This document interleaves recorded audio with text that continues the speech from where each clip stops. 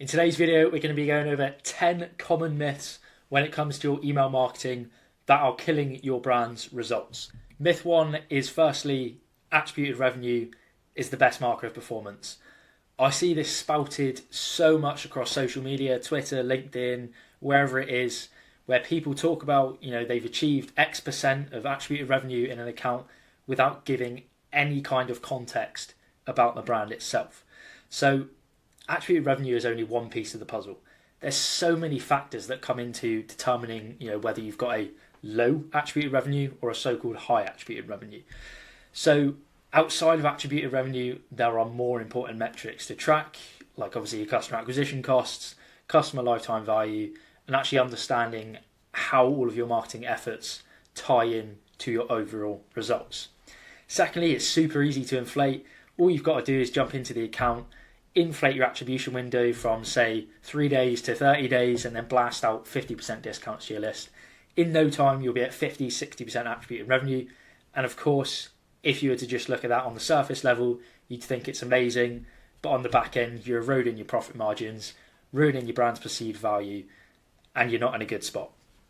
So really, this last point, focus on a full funnel, how everything ties in together and impacts one another, rather than looking at a metric in a silo and letting that determine whether you are performing well with your current strategies. Myth two. So email is a one and done sort of tick box exercise. So again, this is something that I've heard where ads agencies who don't even talk about that they do email marketing, they'll sell it as an upsell package and quickly set up these email marketing flows for a brand and then leave it there. This couldn't be, this is one of the worst things that you could do. Setting up your flows and then just forgetting about them, never touching them, you are leaving thousands and thousands on the table by doing this. Now, one person can't manage it all. So it's not a case of, we set up our flows, now we'll just have maybe our marketing manager who'll send out an email every now and then.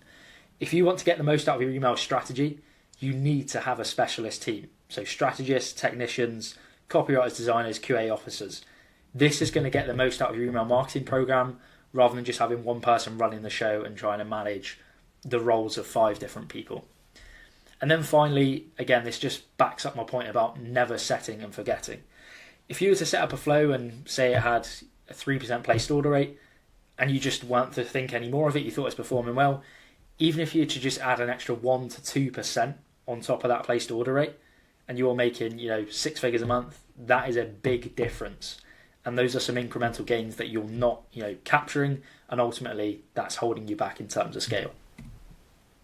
Myth 3. So another really common one: a bigger list equals more sales. Now, this couldn't be further from the truth.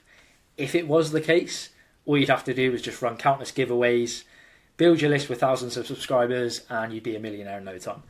But again, this isn't the case. For example, with the giveaway, generally, you're going to be building your list with really low intent subscribers who have, absolutely, like I said, no intent to purchase one of your products.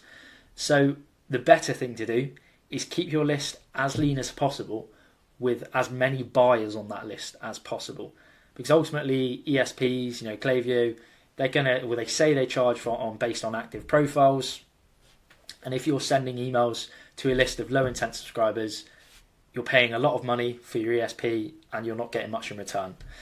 So really focus on quality over quantity. What we see is with campaigns, 80 to 90% of revenue is coming from returning customers. So if you build your list with people that aren't going to buy and you've got a list filled with prospects, your opportunity size or opportunity pool when it comes to campaigns is far, far less. Whereas if you fill your list with buyers, you've now got a much greater opportunity to generate more campaign revenue. Myth 4, again, people would bang on about, how can I segment my list to get more out of my campaigns? And, ultimately, most brands aren't at the size or scale to justify creating hyper-specific segments. Most of the heavy lifting is going to be done by having some broad engaged segments set up, setting up your exclusion segments, and going from there.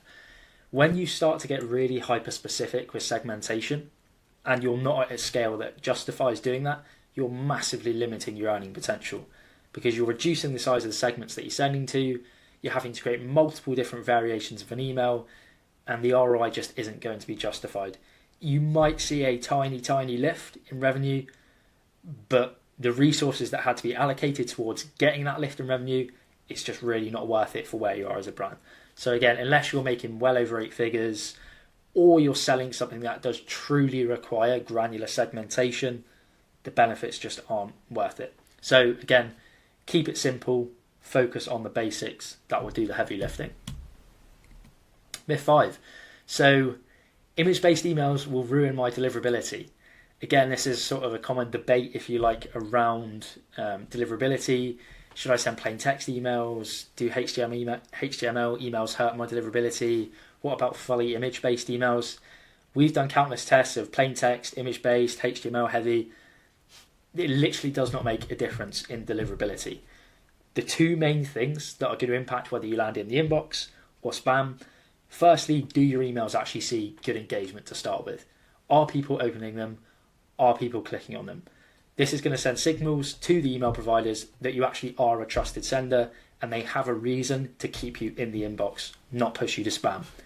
Secondly, do you follow best practices when it comes to sending infrastructure and segmentation? Again, still something that I'm seeing even since the changes with Gmail and Yahoo. DMARC and SPF records not properly set up. Dedicated domains, maybe they're set up, but they're not sending from the dedicated domain. Again, no exclusion segments set up, so you're sending to unengaged people who aren't going to open up your emails, which comes back to point 1. And then finally, regularly scrubbing your list of unengaged subscribers. So again, we go into accounts and they might have this huge active list, but you actually do a bit of digging, create some segments, and you see that maybe only a third of that list is truly active and engaged. The rest are unengaged. They're overpaying for those people, and of course they're going to be hurting their deliverability if they're sending to them. So this last point here really just backs up what I was saying at the start. A plain text email with no links, no images, nothing, just purely text, no HTML, even that will land in spam if you don't have the fundamentals in place. Myth 6, sending more will annoy my audience. Now, again, this is something I commonly hear is, what happens if we increase the cadence? Surely our audience are going to hate it, they're going to unsubscribe. To be honest, with 95% of brands, they're probably undersending because they just haven't tested sending more. So the best way to go about this is run a holdout test. So have one group of your list that receives your normal cadence of emails and have another group that receives both the normal cadence and some additional emails. And then you're going to want to monitor metrics like your revenue per recipient, revenue per email, and if there's actually any incremental revenue gains. And you're going to want to keep on doing this until you find the point of diminishing returns where it doesn't make sense to send any more emails as you're not seeing any lift in incremental revenue. That's when you found your sweet spot and you stay there. Now, when you're sending at that cadence, again, what I previously said, set up your exclusion segments, make sure you have a smart segmentation strategy in place, so you're excluding recent buyers, these sort of things, and you'll be able to stay at that high volume whilst maintaining positive engagement metrics, staying in the inbox and ultimately generating more revenue if you are sending less campaigns. Myth 7. So, chicken or the egg? Do I do my ads first? Do I email marketing first? Do I focus on email marketing once I've got past a certain level of scale? Now, what I'll say to this is, do you like wasting money? If you're running ads without having any back-end infrastructure set up, you are quite literally burnt, like lighting money on fire. It's like having a bucket with multiple holes in it, pouring water into it. It's just going to go everywhere. So without having that solid infrastructure in place, with ads, only a small fraction of people that land on your landing page, your product page, whatever it is, only a small percentage are going to convert. If we capture their email addresses, we can remarket to them and ultimately nurture them and get them to cross the line by providing them with more context on the brand. So really, you can't have one without the other. They both tie into a holistic approach to the marketing of your brand. You need both ads and email as part of one strategy, and ultimately that's going to get you the best results. And just this last point here, so many brands complain about not getting a great performance out of their ads, yet their email marketing is mediocre, they're not putting any focus on it, their retention strategy as a whole is very poor. If you focus on that, you're going to get better result with ads. Lower customer acquisition costs, you're going to have people to convert sooner, ultimately you're going to help your cash flow. Myth 8, so this is a really common one. Pop-ups will annoy my audience. Now, this is sort of a lot of brands, they might hate, or the founder might hate the pop-up themselves, so they just assume that their audience is going to hate them. Yes, there is going to be a small fraction of people that don't like them. That's going to be the case with everything in life. But customers are sort of expecting it now. Customers know that they're going to get hit with a pop-up. They're probably going to get an incentive. So by not having a pop-up in place, you're almost going against the sort of natural consumer behaviour. And when you do that, there's friction. And ultimately, when there's friction, you run the risk of losing a sale. They might go to a competitor who is offering a pop-up and some kind of incentive on that first purchase. So again, offering an incentive really de-risks that first purchase and makes it a much easier decision for the prospect.